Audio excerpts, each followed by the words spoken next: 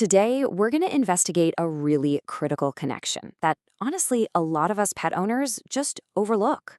We're talking about the direct line between what's happening in your pet's mouth and the risk for serious heart and brain disease. So yeah, let's start cracking the case. You know that dog breath smell? We often just brush it off as a normal part of having a pet.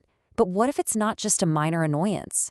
Well, the evidence is piling up that it's often the most obvious red flag for a much deeper, systemic problem that's brewing just beneath the gums.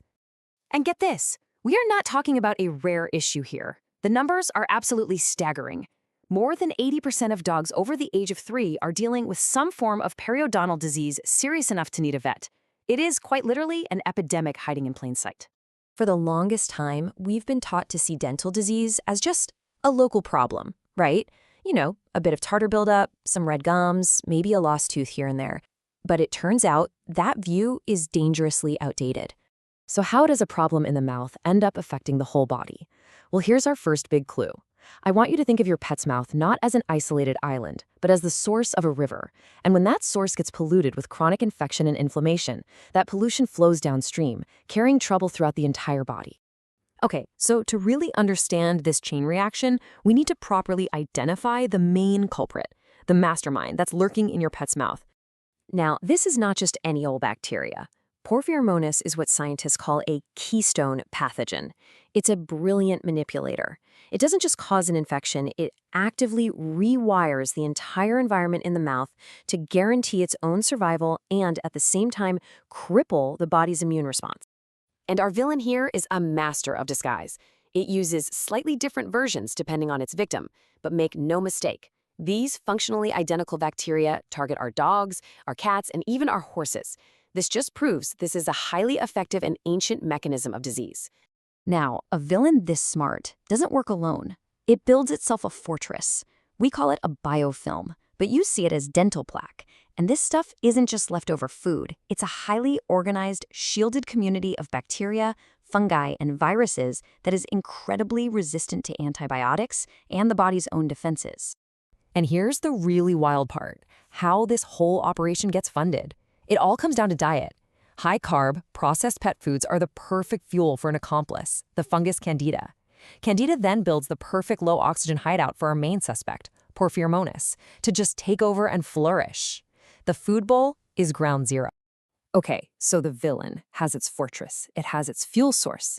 What's next? Well, now it's time for the break-in, a full-scale invasion of the body.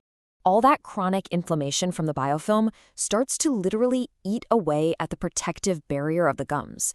This creates these tiny little ulcers, basically opening a direct gateway from the dirty environment of the mouth into the sterile, protected environment of the bloodstream.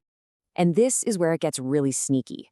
Porphyromonas doesn't just barge in, it actually invades the body's own immune cells and uses them like a Trojan horse. It hitches a ride inside these cells, allowing it to travel all over the body, completely undetected by the rest of the immune system. Once these pathogens are circulating freely in the bloodstream, they go on a total systemic crime spree. The chronic inflammation they stir up starts to inflict serious damage on vital organs that are miles away from the mouth. And the evidence of this crime spree is undeniable. In dogs, we see clear links to degenerative heart valve disease. In cats, we see atherosclerotic lesions, kind of like what you see in human heart disease. And across the board, there's a strong link to cognitive decline, basically an animal version of Alzheimer's. This right here is the oral vascular brain axis in action. So this brings us to the most important point of the whole story. If this entire criminal enterprise is being fueled by an inappropriate high-carb diet, then it stands to reason that the most powerful solution has to be diet too. And you know what's crazy? This isn't even new information. Almost 80 years ago, a dental researcher named Sir Frank Collier basically cracked the case. He saw that animals eating their natural, species-appropriate diets were pretty much free from this disease. He figured it out long before we ever knew the names of the microbes involved. When you lay it all out, side by side, the choice becomes incredibly stark, doesn't it? A species-appropriate diet is low in carbs and actually helps clean the teeth. But a high-carb, processed diet, it actively fuels the entire disease process we've just spent this whole time uncovering. This is why we have to completely reframe how we think about this. A clean mouth isn't just about good looks or preventing a tooth from falling out. It is absolutely foundational to a healthy body. Keeping that mouth healthy is probably the single most effective way to stop this entire inflammatory cascade before it ever even begins.